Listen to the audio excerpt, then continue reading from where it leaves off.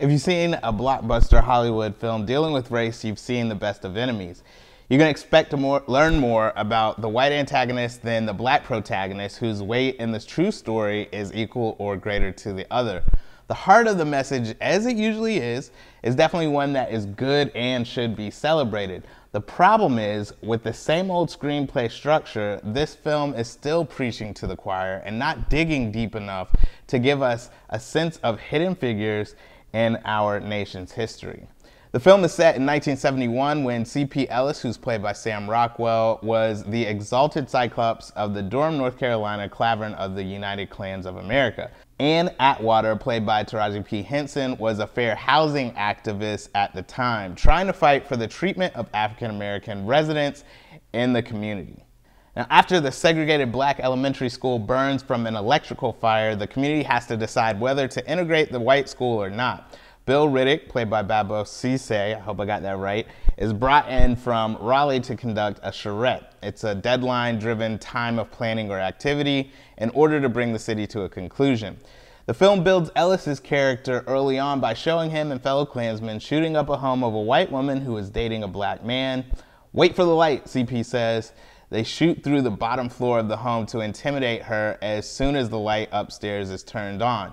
It's an interesting look from the inside of the Klan as to how they're doing their job. You know, if you think about it, like when you're pledging a fraternity, hopefully it wasn't any hazing going on, but for those of us that may have experienced a little, you know that it's different when you're on the inside than when you're actually, going through this initiation and things like that. So it was really interesting how they kind of showed these guys doing that, but that's like all we get. We don't go further. Ellis also has a son that's in a mental hospital who he visits regularly and pours love into. So it's evident that he understands loving someone who may be different, but is a staunch racist in his thinking.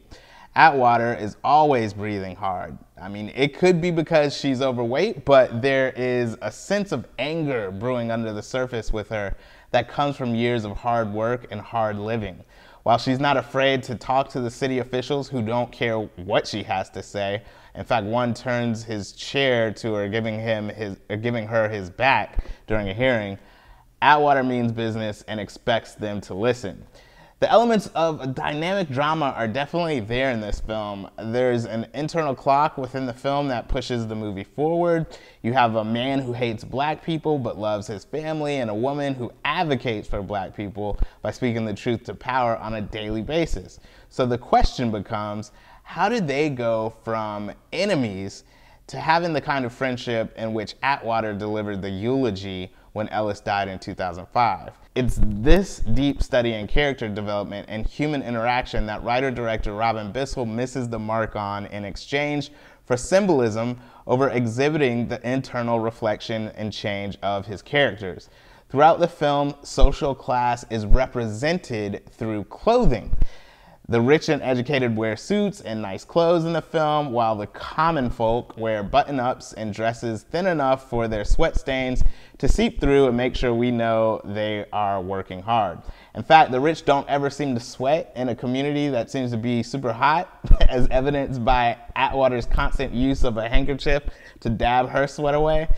There's a surface level exploration of the politics of the town that would give the viewer an inside look as why tensions exist amongst the groups represented in the film.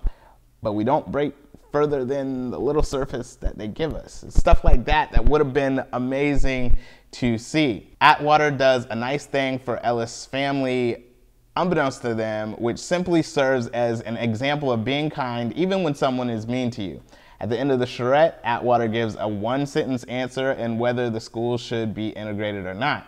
But we get an entire monologue from Ellis for his decision to do what we knew was the right thing from the beginning. So there's a disproportionate amount of focus and backstory on both characters in this film that just has to stop. In regard to acting, Taraji P. Henson and Sam Rockwell are great in this. They do what you'd expect from two Oscar winners. I mean, you can see the pain and struggle of their lives in their faces. They both have a noteworthy physicality that they bring to the characters. Henson has the gait of the black auntie we all have who don't play that mess. Rockwell has the walk of a man who has used his body over mind to make a living. So if that makes sense, like you can see it in the way that they walk, the way that they talk, the way that they act, their presence. The acting is there and it elevates the story, but the issue is that I left not knowing more about Ann Atwater than I did from looking at the trailer and kind of coming into it. Why did she want to fight for fair housing so bad? In the film, she owned a home, at least, again, in the film, but was fighting for other people to get better treatment. So it's obvious she knew all the black families in the community on a personal basis, but couldn't we get some of that? Can we see some more of that? In the same way that we see Ellis hanging with his boys in the community and talking and building his family experience. I would have loved to understand more of the complexities of Ellis's decision to go from the head of the Klan to taking the public enemy #1 position, because it's evident that he would be hated amongst his people after the decision. And again, even now I'm talking his people, her people, this, that, and I mean, it's such a clear divide within the film, but the overall message is about coming together. 10 days in a charrette and some nice deeds doesn't change a person in the way that this film kind of shows it. That's glitz and oversimplified writing. Give us the grit. That's what will help a film like this transcend from preaching to the choir to educating us on people in history and showing how their mind shifted, and perhaps an effort to change the minds of those who may see this film and still have a racist mindset. I think about a film like Remember the Titans, basically the same kind of thing. White schools gonna integrate with the black schools, but the way that they went about it, they showed both sides of the story. Both characters were able to really, see their family, home life, and then come together, as a team. Now, maybe because of the sports and the football in between is a little bit more, metaphorical in terms of the fight and battle that's on the field versus in the community. But that is a good example of how we can learn both sides of the story. If The Best of Enemies had never been made, the vast majority of people who see the film would never know about Ann Atwater and C.P. Ellis. So there has to be some credit given to the people who brought this movie to life. However, if we're going to have stories dealing with race and overcoming prejudice in our history, let's do it the right way. Taraji P. Henson and Sam Rockwell brought it as their characters, but perhaps the same equality their characters were fighting for should be brought to similar screenplays in the future. I give this film a C. You can go see it and support it in the theater if you want. I wouldn't. I would put my money elsewhere so that people understand and realize we're tired of the same old, same old. Now, one thing that I did want to bring up, maybe you can comment down below on this. I did notice that most of the morning shows, The Breakfast Club, Ricky Smiley Morning Show, Steve Harvey Morning Show, they all had advertisements in which, their main person, whether it be Ricky Smiley, Steve Harvey, or, somebody on his crew, are talking about go see this film. So to me, I feel as though they didn't see the film. They were reading from a script. So again, you can't knock somebody for, taking advertising dollars or whatever the case may be, and it's a part of the show. Maybe they have to promote it. I'm not sure. But should we be promoting a film like this?